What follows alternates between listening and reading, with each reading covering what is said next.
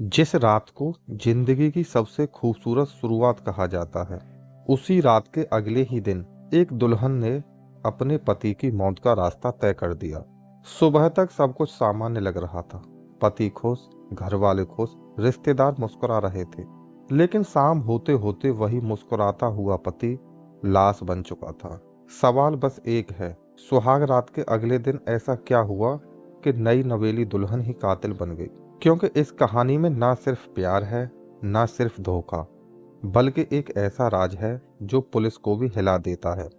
आइए जानते हैं इस पूरी घटना के बारे में। यह सच्ची घटना है 29 मई 2023 की। बिहार के गया जिले में एक गांव पड़ता है लकहाड़ी।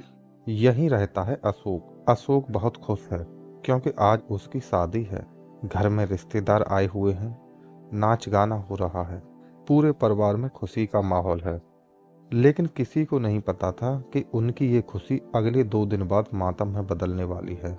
आज 29 मई 2023 शाम को अशोक की बारात जाती है और बड़े धूमधाम से उसकी शादी रेवती के साथ होती है। अगले दिन 30 मई को सभी लोग वापस आते हैं। घर में आई नई दुल्हन का सभी बड़े जोर शोर से स्वागत करते हैं। नई दुल्हन को घर में आने के बाद कुछ रस्में होती हैं जो शाम को रस्में निभाई जा रही हैं। रस्में खत्म होने के बाद अशोक और उसकी पत्नी रेवती अपने कमरे में जाते हैं। कमरा बंद होता है, लेकिन उस कमरे के अंदर न हंसी थी, न शर्म, ना ही नई जिंदगी की शुरुआत की खुशी।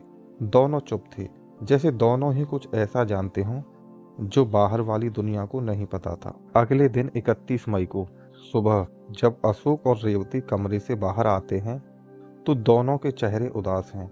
घर वालों ने सोचा शादी के बाद थकान होगी, लेकिन किसी को अंदाजा नहीं था कि ये उदासी किसी बड़े तूफान का संकेत है। दोपहर तक तो अशोक सबको घर में दिखाई दिया, लेकिन शाम होते होते घर वालों ने नोटिस किया कि दोपहर से अशोक कहीं दिखाई नहीं दे रहा। उसको कॉल किया जाता है, लेकिन उसका नंबर भी बंद आ रहा है। घर में पहली बार खामोशी छा जाती है। न फोन लग रहा है, न कोई जवाब मिल रहा है। और तब सबके दिमाग में एक ही सवाल था, अशोक कहाँ गया।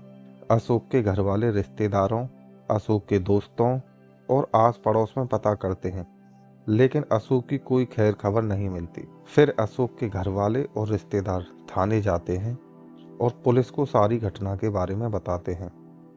पुलिस भी इस केस में सख्ती दिखाती है कि ऐसा क्या हुआ कि सुहाग रात के अगले दिन ही दूल्हा घर से गायब हो गया।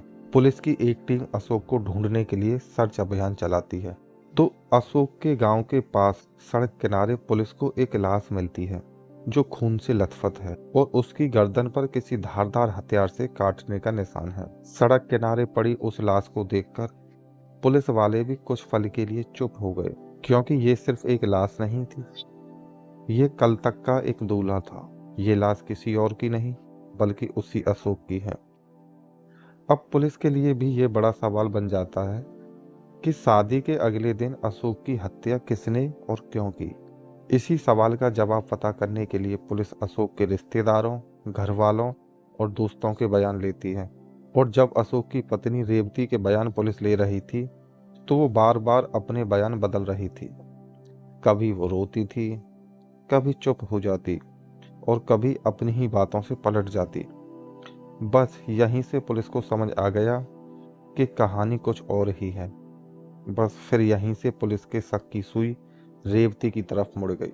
जब पुलिस ने रेवती से सख्ती से पूछताछ की तो वह टूट गई।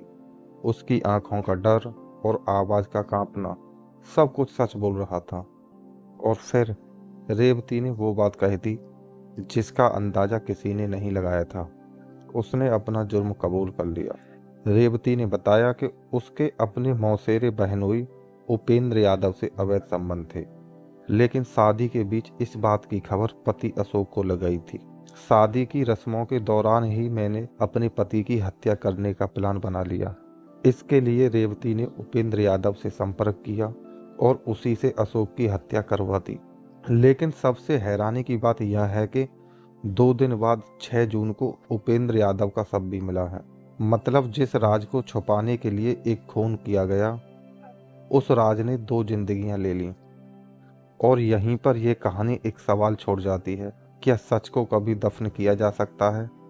और दोस्तों, अब सवाल आपसे, क्या आप मानते हैं कि रेवती अकेली दोषी थी या इस कहानी में अभी भी कोई तीसरा किरदार छुपा है? कमेंट में अपनी राय जरूर लिखना।